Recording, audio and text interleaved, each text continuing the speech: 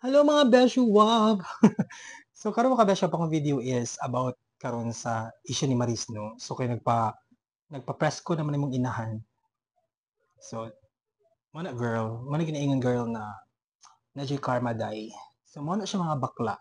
So before, di ba ang checkan niya is si Anthony is out of the picture daw. So walay labo si Anthony sa nahitabo na sa pagbulag ni Rico Blanco. So now, miingon siya nag-admit daw niya tanan daw sa iyang ex tapos nagbulag daw sila. Unsa man jud day? Kalibog ba day? Ang libog-libog naman ang beshi ko. So, upon watching no sa iyahang interview sa Maong Saray, I could say it's not a genuine video apology, good. She doesn't talk about the cheating issue whatsoever.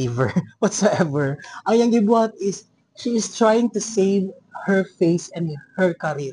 Mao gyud ako nakitaan. O gina-throw niya ang blame dito sa lalaki kay Anthony lang. Di ba? Usa ka selfish. Diyos ko. Di mo gud mag-working relationship without sa imong participation sa die. Diyos ko, Lord. Nya, ikaw na babae ang nagsugo sa lalaki na i-delete ang convo. Nya karon mo act ka na victim. Uy, pagpuyo maris.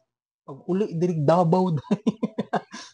Nya, ang check ng beshi ko is kanang vulnerable pero siya ato na side.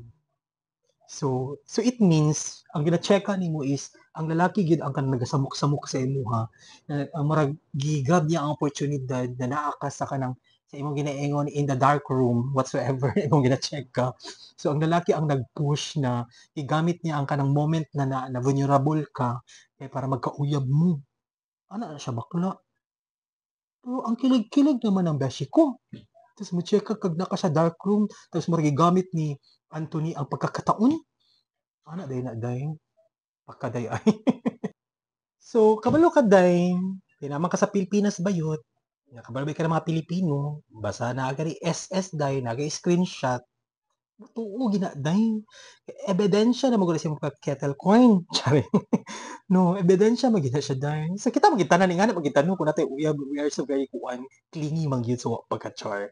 So, mingon ng uban na nobody's perfect. Of course, it is. Charing. Wala ba siya perfecto sa kalibutan mga bakla.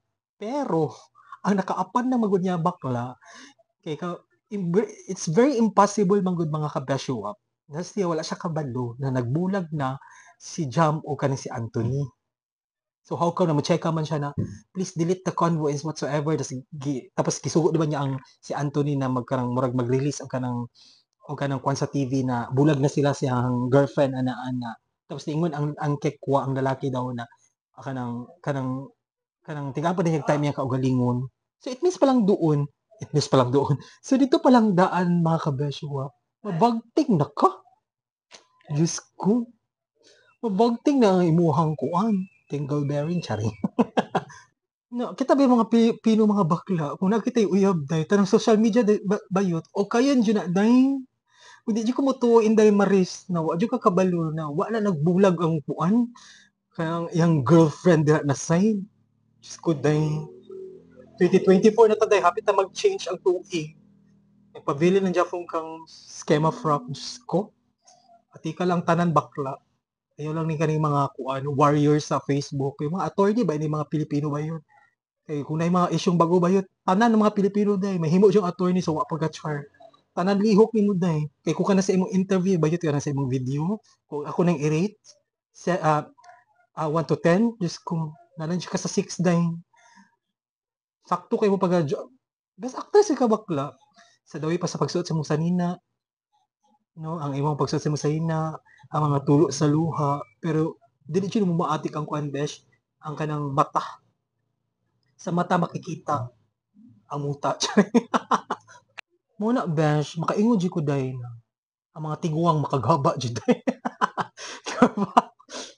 Kay sa the whole interview niya, we could say talaga na kung imo siyang i-summarize, kay gina-throw niya ang blame kay Anthony Tanan sa wa pagka-char. Good luck na sa inyong duha kung kinsay mawad ang career ninyo. Ambot lang kay kani mga Pilipino, Diyos ko. Di na uso na kay mga cancellation karon sa wa pagka-char. Kay perfect ang Pinoy.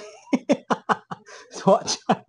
Ang ma-check lang kung sa mga bayot, kuan ka selfish ka na klase na pagkatao sa wa pagka-char.